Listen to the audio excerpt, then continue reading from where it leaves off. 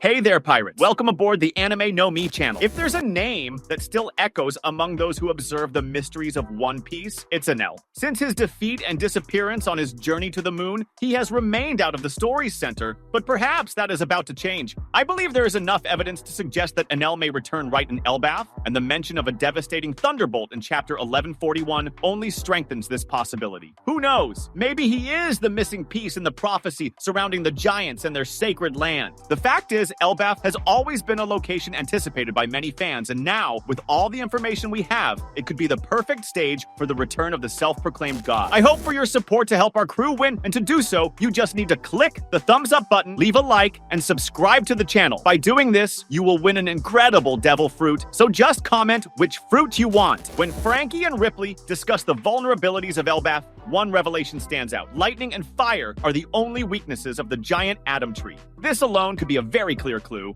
If there's one thing that defines Enel, it's his ability to manipulate lightning with the Goro no Mi, a devastating power that could easily repeat the destruction mentioned in the chapter. The story of Hogan, an entire village lost due to a lightning strike, raises the possibility that Enel may have been there before. Or perhaps the prophecy is pointing directly to him. If this is a detail inserted by Oda now, it could be because this threat is yet to come. Moreover, Hadradine and the new giant warrior pirates speak of an irredeemable villain who cannot be trusted, an enemy of the world. At first glance, this seems to refer only to Loki, but if we dig deeper, it may be a reference to the real danger looming over Elbaf. The way Loki rises at the end of the chapter, colossal and threatening, might just be a foreshadowing of the true disaster to come. And if Loki's release is in some way a trigger for Enel to enter the scene, who knows, maybe he made a deal with Loki or is just waiting for the perfect opportunity to regain his divine position. Another detail that makes me believe Enel might be involved with Elbaf is the mythological references Oda constantly uses. Elbaf, as we know, is inspired by Norse mythology, and the prophecy of Ragnarok, the end of the world for the Norse gods, is something that could be recreated in One Piece. In mythology, one of the most notable events of Ragnarok is the arrival of an apocalyptic storm, with thunder and lightning destroying everything. If there's anyone who could play this role within the narrative of One Piece, it's Enel. He considers himself a god and has already tried to destroy an entire civilization once. I believe that if he finds a reason to take revenge on the world, Elbaf could be his next target. Another point to consider is what Enel has been doing all this time. Since he went to the moon and discovered the ancient ruins of a lost civilization, we know he found something that further convinced him of his divinity. His discoveries might be connected to the Void Century in the ancient kingdom, meaning he may have information that no one else has. Who knows? Maybe he learned about Elbaf and the giant's connection to the world's past. If he discovered that there is something in Elbaf that could threaten his self-proclaimed dominion, perhaps he sees it as a reason to attack. Chapter 1141 might have given a very important clue by mentioning the destruction of a village by lightning. But beyond that, the way Loki is treated as an absolute villain could be setting the stage for an even greater revelation. If Loki is an enemy of the world, then what about someone like Enel, who has enough power to rival even the Marines admirals? I think the answer may be right before our eyes, and Oda is just waiting for the right moment to bring Enel back into the story. I believe there is enough evidence to say that Enel still has a role to play, and Elbaf might be the perfect place for his return. If he truly is the thunder of the prophecy, then the Straw Hats will have a formidable enemy to face, and the Giants' land itself may be in danger. Perhaps it's just a matter of time before the skies of Elbaf are lit with golden lightning, announcing the return of the one who once called himself a god.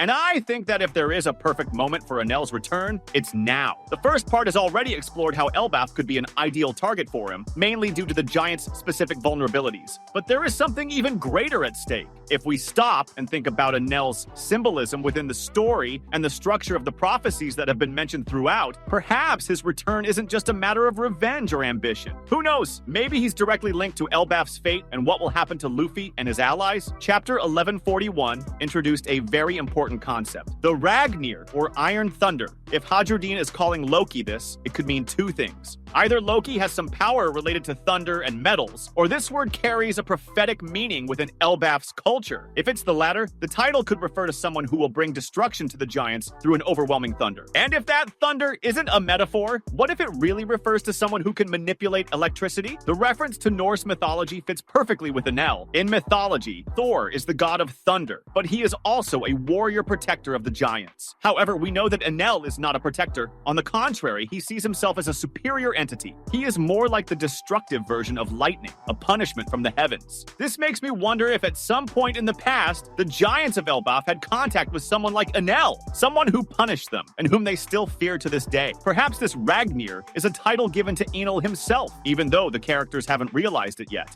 Now, if Enel is coming back, how would he get to Elbaf? I think there are two very plausible possibilities. The first is that he himself comes down from the moon, bringing with him his legion of automatons. This would make sense since he spent so much time conquering that territory and could be ready to expand his domain. The other possibility, which seems even more interesting to me, is that someone brought him back. If Loki is involved with a larger group, like the world government or the Gorosei themselves, perhaps they found a way to summon Enel to be a weapon of destruction against the Straw Hats. Think about the importance of this detail. If Enel is a pawn in something bigger, he could end up being much more dangerous than he was before. In the past, he only had his megalomaniacal ambition, but now he might have a much more defined purpose. If the world government recognizes the power of someone like Enel, they could use him against any rebel nation, and Elbaf might be the first target.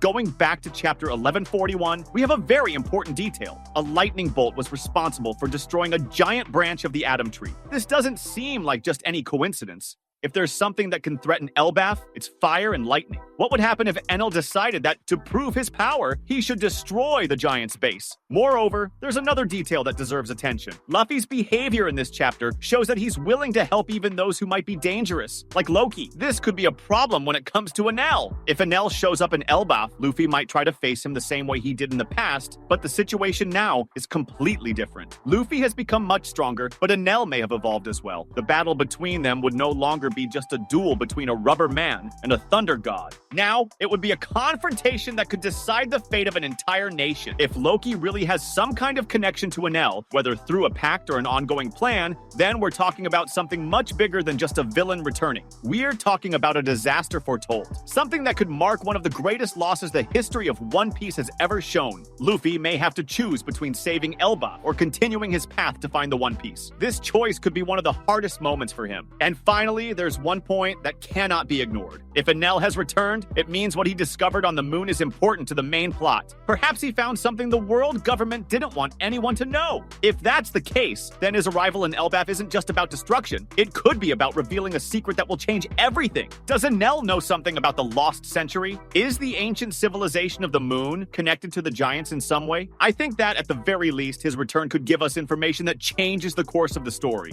In the end, Enel returning to Elbaf makes sense both narratively and in terms of world building. He represents a threat that fits perfectly into the prophecy, has a power that could be devastating to the giants, and may carry secrets no one else knows. If he really returns, then maybe Luffy and the Straw Hats are about to face one of the greatest challenges of their entire journey. That was today's content. We hope you liked it and want to share your opinion on the subject. Don't forget to share the video, give it a thumbs up, and I'll see you in the next video. Take care and stay amazing.